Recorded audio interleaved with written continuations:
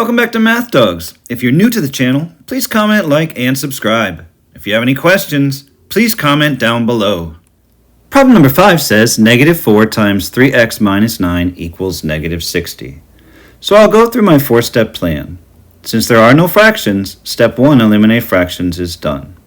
Step 2 is to make sure that both sides are simplified.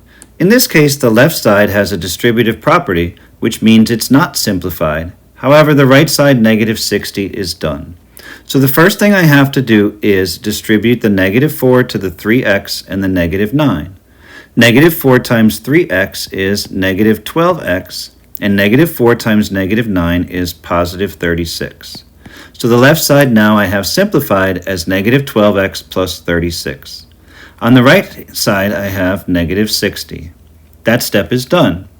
Next step is to add opposites in order to isolate my variable terms on one side and my number terms on the other. To isolate negative 12x, I'll add the opposite of positive 36, which is negative 36 on both sides.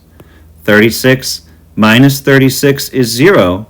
0 plus negative 12x is negative 12x.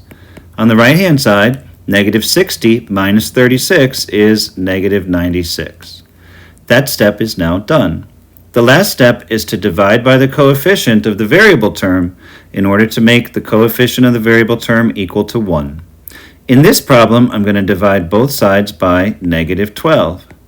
Negative 12 divided by negative 12 is 1x, and negative 96 divided by negative 12 is 8. And so x equals 8.